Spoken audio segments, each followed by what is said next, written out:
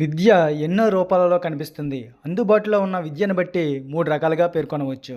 1 నియత విద్య, 2 అనియత విద్య, 3 యాదృచ్ఛిక విద్య. నియతి విద్య కృత్రిమమైన విద్య. ఎందుకంటే ఇది ముందుగా నిర్ణయించిన లక్ష్యాలకు అనుగుణంగా ఏర్పరచుకున్న పాఠ్య ప్రణాళిక. దీనికి టైం టేబుల్, నియమాలు ఉంటాయి. నియత విద్యకు పాఠశాల కేంద్రం అయినప్పటికీ గ్రంథాలయం, మ్యూజియం, జంతు ప్రదర్శనశాల మొదలైనవన్నీ కూడా నియత విద్యా సంస్థలుగా గుర్తించడమైనది. ఇదే ఫార్మల్ ఎడ్యుకేషన్. అనియత విద్య, నిరంతర విద్య అంటారు. Non formal education. నిరంతర విద్య అనేది ఒక నూతన ప్రక్రియ. అనియత విద్యా విధానంలో సరళత అనేది ముఖ్య సూత్రం. ప్రవేశ అర్హతలు, పాఠ్య ప్రణాళికలు, విద్యాభ్యాసన స్థలాలు, అభ్యసన కాలం లాంటి నియమాలు ఏమీ ఉండవు. ప్రాథమిక స్థాయిలో అనియత విద్యా కేంద్రాలు ఉంటాయి. ఇది నిరంతర విద్య, నిరంతరం నేర్చుకునే ఉంటారు. రూల్స్ అండ్ రెగ్యులేషన్స్ ఏమీ ఉండవు. సెకండరీ స్థాయిలో వచ్చి సార్వత్రిక పాఠశాలలు ఉంటాయి.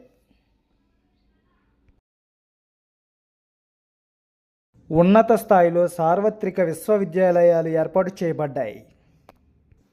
వయోజన విద్యా కేంద్రాలు, కరస్పాండెన్స్ కోర్సులు, సార్వత్రిక పాఠశాలలో, రాత్రి పాఠశాలలో ఎగ్జాంపుల్. మూడవది వచ్చి యాదృచ్ఛిక విద్య. యాదృచ్ఛిక విద్యనే ఆకస్మిక విద్య అని అంటారు. దీన్నే సంఘటనాత్మక విద్య అని కూడా అంటారు.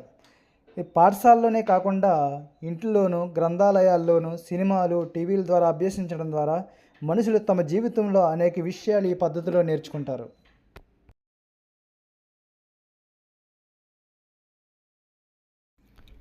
సమవయస్కుల బృందం ద్వారా, మీడియా ద్వారా అత్యధిక విషయాలు నేర్చుకోవడం జరుగుతుంది. విద్యా ప్రక్రియలు 3 రకాలుగా ఉంటాయి. ఏకధ్రువ ప్రక్రియ, ద్విధ్రువ ప్రక్రియ, త్రిధ్రువ ప్రక్రియ. ఏకధ్రువ ప్రక్రియలో టీచర్ కేంద్రంగా జరుగుతుంది. టీచరే యాక్టివ్గా ఉంటాడు, స్టూడెంట్ ప్యాసివ్గా ఉంటాడు. ఇది అత్యంత పురాతనమైన పద్ధతి.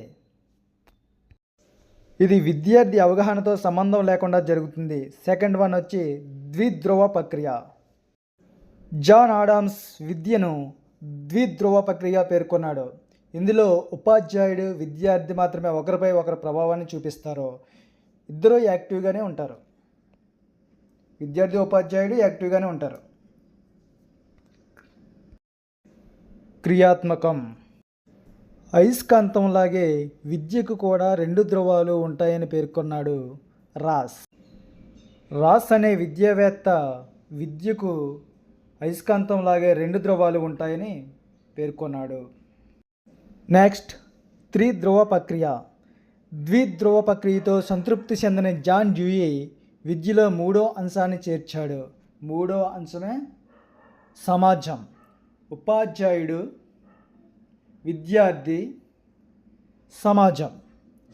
బోధనా ప్రక్రియలో సమాజం ప్రముఖమైనదిగా భావించాడు.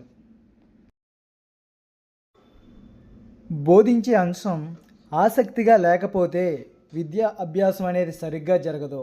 కాబట్టి బోధన చేసే అంశాన్ని సులభతరం చేయడం, బోధనా ఉపకరణాలను ఉపయోగించడం, ప్రయోగాలను ఉపయోగించి విద్యార్థుల్లో ఆసక్తి అనేది రేకెత్తించాలి అనే విషయాన్ని జాన్ డ్యూయీ ప్రకటించాడు.